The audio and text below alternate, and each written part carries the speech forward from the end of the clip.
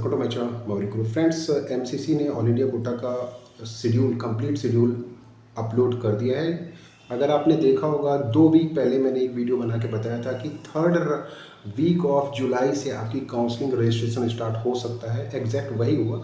Basically मेरी videos का ये मकसद होता है कि एग्जैक्ट इन्फॉर्मेशन दी जाए, चाहे वो कट ऑफ से रिलेटेड हो या फिर कोई इन्फॉर्मेशन से रिलेटेड हो, क्योंकि मेरा उद्देश्य रहता है व्यूज़ आए ना आए, लाइक हो ना हो, लेकिन जो इन्फॉर्मेशन होनी चाहिए एग्जैक्ट वही इन्फॉर्मेशन होनी चाहिए जो कि आपको फाइनली रिफ्लेक्ट हो।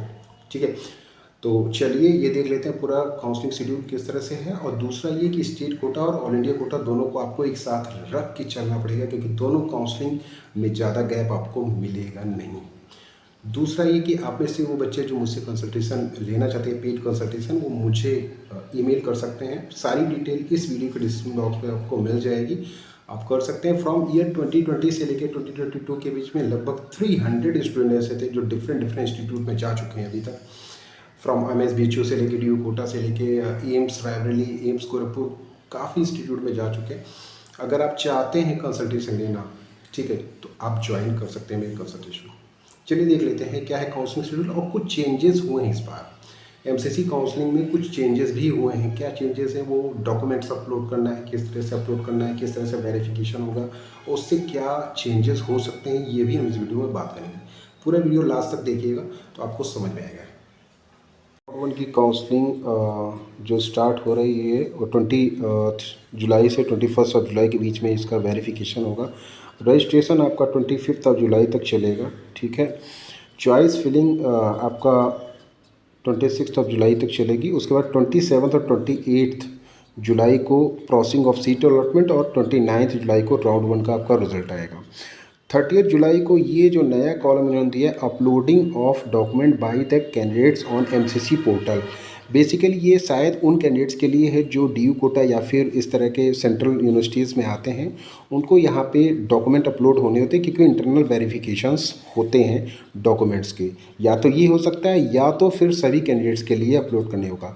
अगर लास्ट ईयर के हिसाब से देखें तो ये कॉलम नहीं था, लेकिन यहाँ पर ये कॉलम का मतलब यही होता है कि जो कैंडिडेट्स सेंट्रल यूनिवर्सिटीज़ के थ्रू काउंसलिंग में जाते हैं, उनको जो सेंट्रल डॉक्यूमेंट्स होते हैं उनको सबमिट करने पड़ते हैं, चाहे वो OBC NCL सर्टिफिकेट या फिर आप अगर कोई कोटा लेते हैं like DU quota, IP quota, तो वहाँ पे आपको ये डॉक्यूमेंट सबमिट करने होते हैं। इसके बारे में हम डिटेल जब MCC वाले डिटेल डालेंगे तो हमें ज़्यादा इन्फॉर्मेशन मिलेगी। रिपोर्टिंग 31 जुलाई से 4 अगस्त तक। ठीक है, और verification of joint candidates data bye institute, sharing bye data bye MCC। Basically MCC एक डेटा शेयर करेगा इंस्टीट्यूट को, और इंस्टीट्यूट ये बताएगा कि ये कैंडिडेट्स ज्वाइन हुआ है कि नहीं हुआ है। तो इससे क्या होगा कि एक ट्रांसपेरेंसी आएगी कि सीट वेस्ट नहीं होगी। कभी कभी क्या होता है कि इंस्टीट्यूट और MCC के बीच में कोऑपरेशन नहीं होता, जिसकी वजह से कई कैंडिडेट्स ऐसे होते हैं जो कि ज्वाइंट नहीं होते हैं, फिर भी वो ज्वाइंट लिस्ट में होते हैं। ये सारी चीज़ें हैं। और सेकंड राउंड इसी तरह से 7 अगस्त से आपका स्टार्ट होगा। ठीक है, 7 अगस्त से 8 अगस्त के बीच में, और ये लास्ट इसका चलेगा 30 अगस्त तक। ठीक है, इसके अलावा अगर आप मॉपअप की बात करेंगे, राउंड 3 बेसिकली मॉपअप होता है।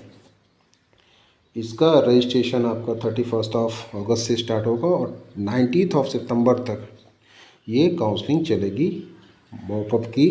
इसके बाद आपका हिस्ट्री काउंसलिंग होगा, और हिस्ट्री काउंसलिंग की बात करें तो हिस्ट्री काउंसलिंग भी 21 सितंबर से, ठीक है, 21 सितंबर से स्टार्ट होगी, 27 सितंबर तक जाएगी। ठीक है, बेसिकली सितंबर लास्ट तक ये आपकी पूरी काउंसलिंग यहाँ पे कंप्लीट हो जाएगी।